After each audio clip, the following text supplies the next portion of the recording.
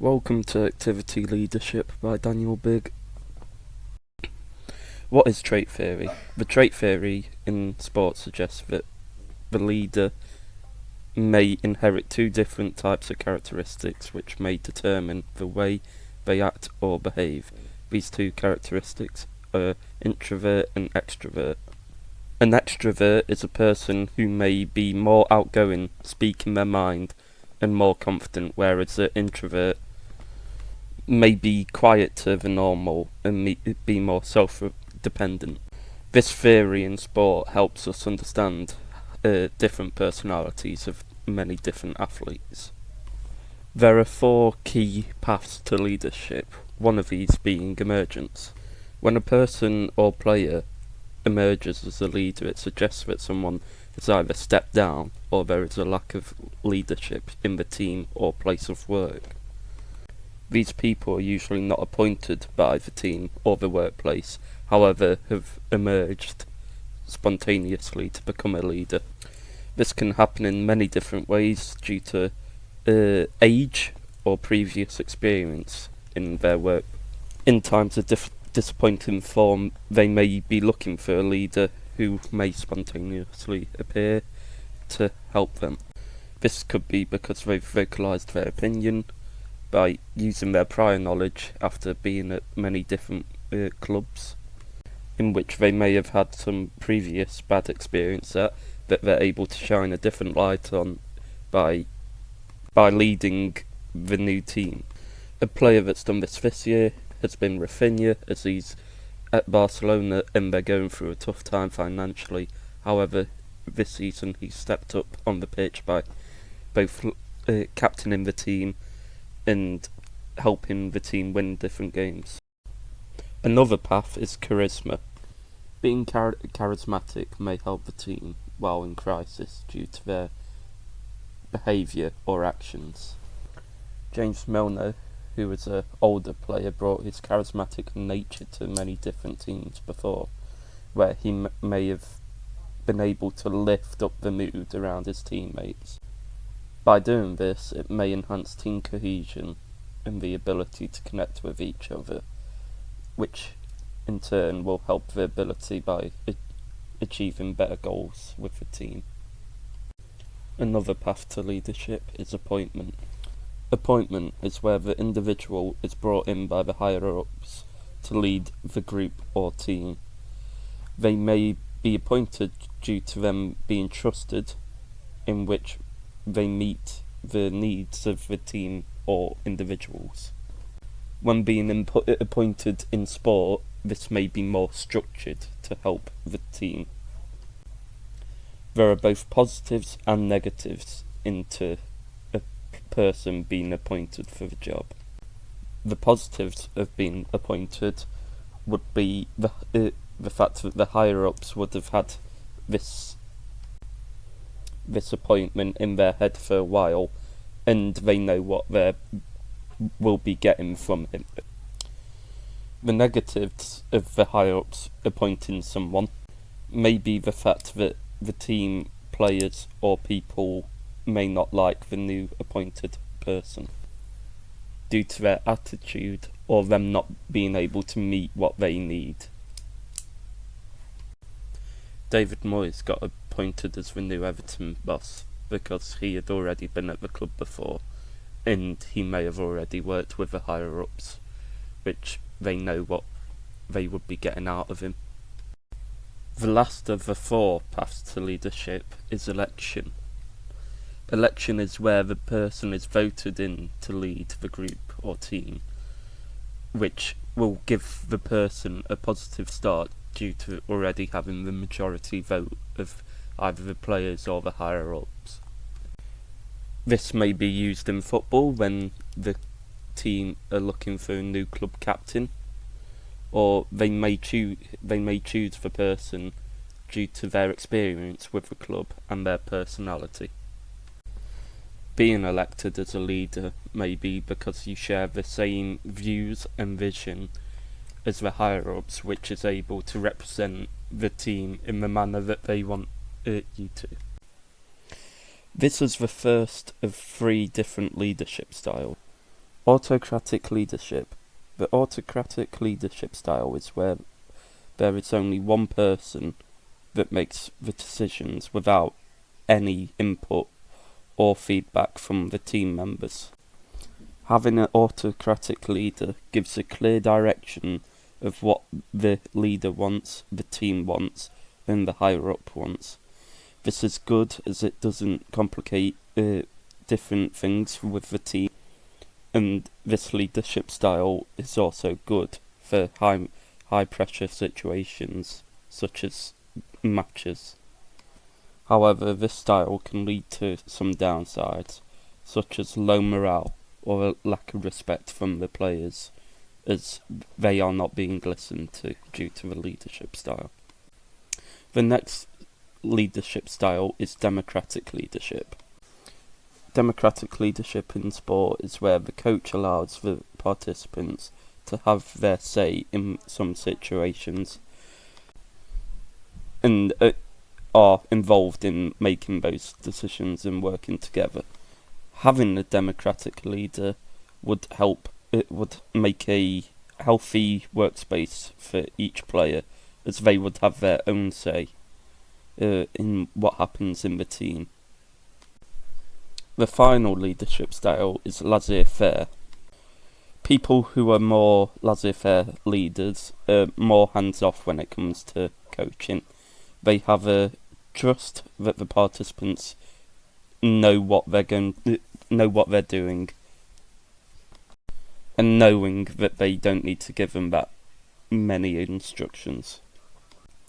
This makes the participants work better together as they are relying on each other to get everything correct.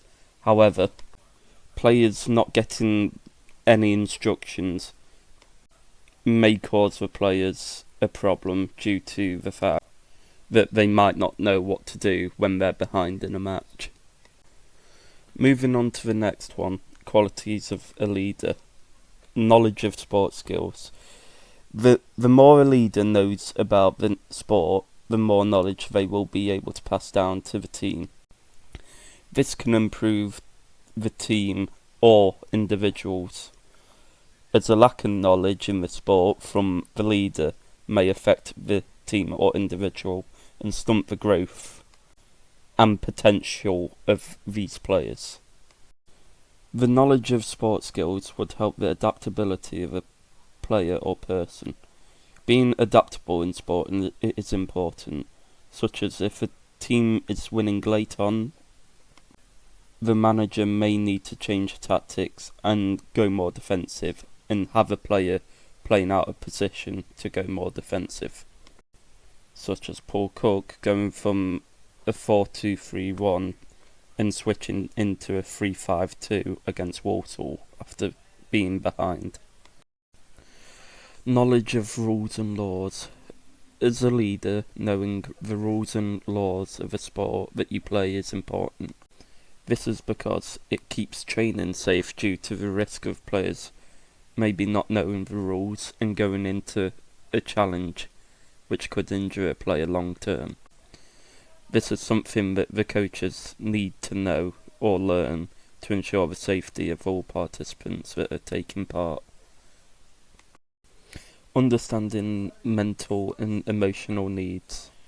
Leaders would need to understand mental and emotional needs to understand what their team may be going through, if they were going through some bad form or the player was going through something in their personal life. Coaches may have to deal with people with physical disorders such as asthma.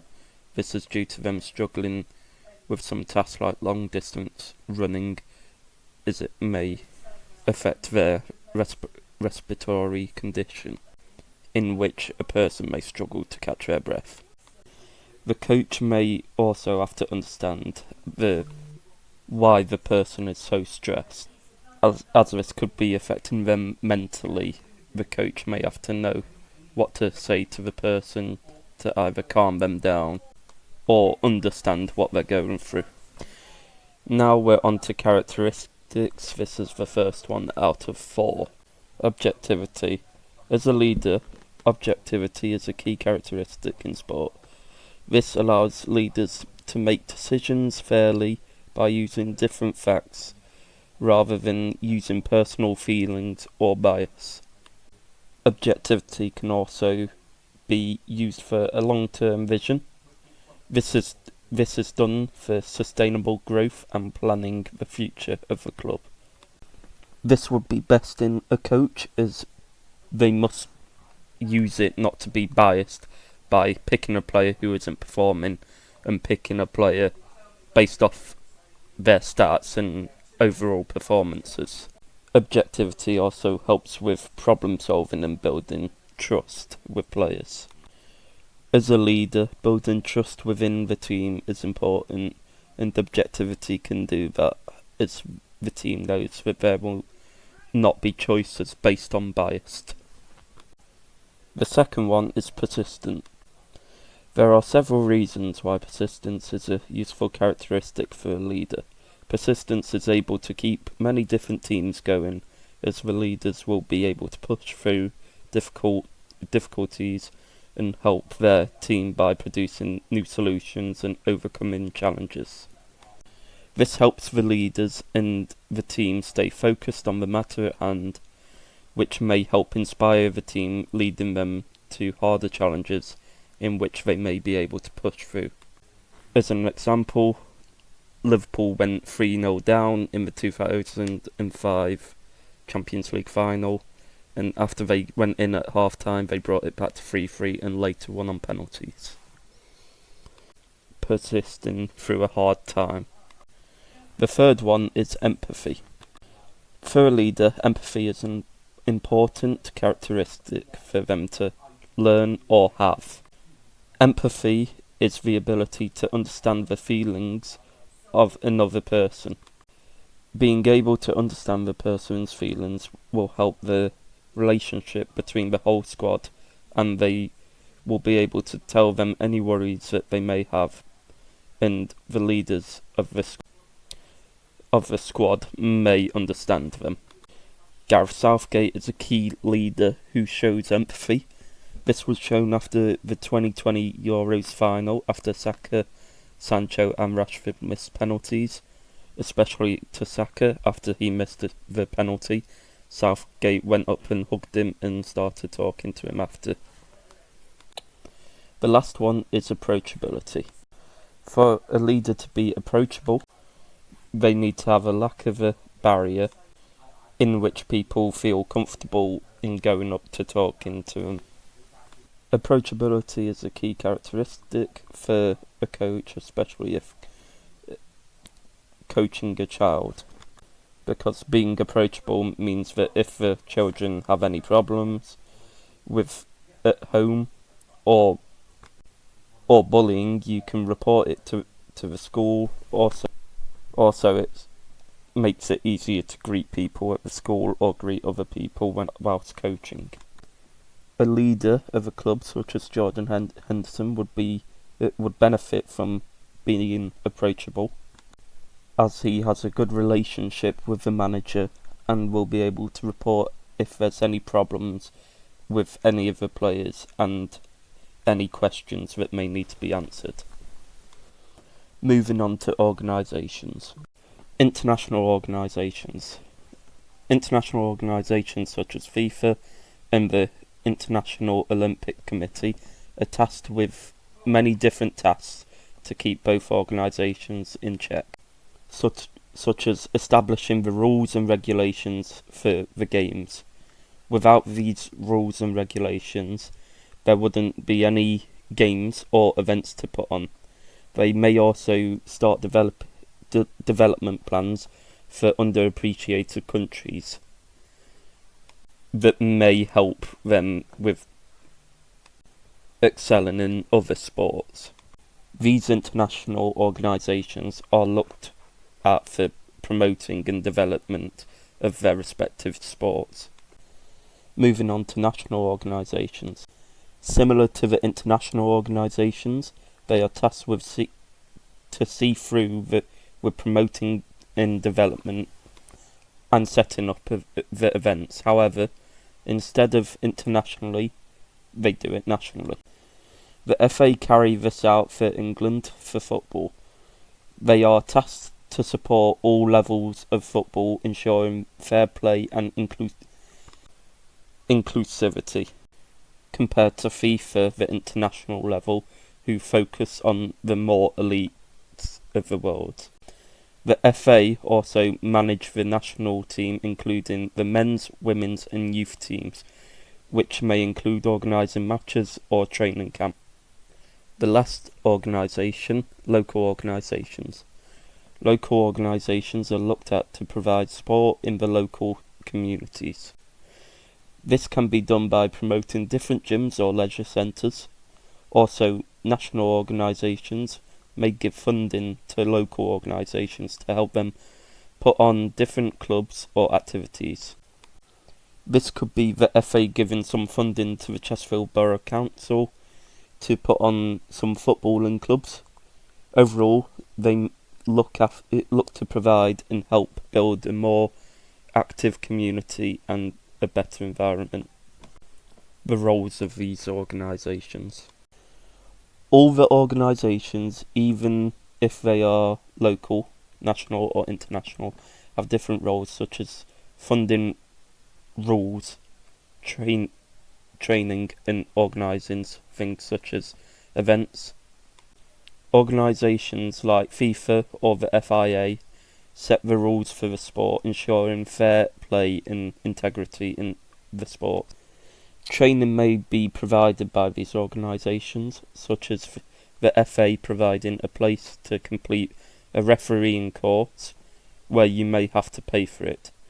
The funding can go to buying new equipment, which may help local clubs continue instead of folding. Moving on to cohesion. In sport, cohesion is important because it is how the team work with each other.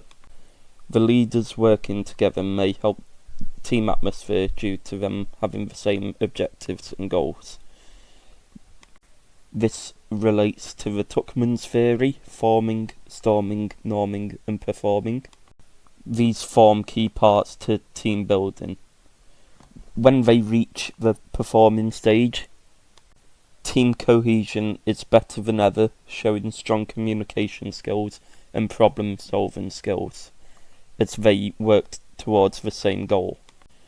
The Ringelmann effect is where the team/group size increases but the performance diminish. This can happen due to individuals feeling less accountable for their performances. Personality. Being an introvert means you would prefer to be alone or in a small group compared to being in a large group. This means that they may prefer to play single sports such as golf compared to sports like football. A person being an extrovert is someone who is more outgoing and socially compared to an introvert.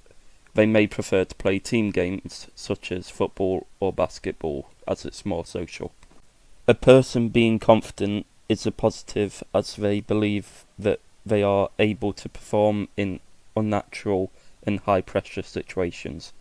If a person loses their confidence, it may affect their performances where they may lose the team games. Motivation. Extrinsic motivation is where the player is meeting the target/goal, which is then followed by praise by the coaches, which is then followed by an award. This could be a cash bonus after scoring a hat-trick. Intrinsic motivation is where you are playing or taking part in an activity and are enjoying it with what you're getting out of it rather than receiving a prize or a reward. Stress in sports is the mentality/emotion pressure that a person, player or participant may be experiencing. This could be due to an expectation or due to a new environment in which you may be struggling in. Players can reduce stress by taking up relaxation techniques, setting new goals or even talking to the leader within the team. Anxiety links to this, And anxiety is where a person may feel constant worry that may affect their personal day-to-day life. Arousal in sport refers to activation and alertness experienced by the person.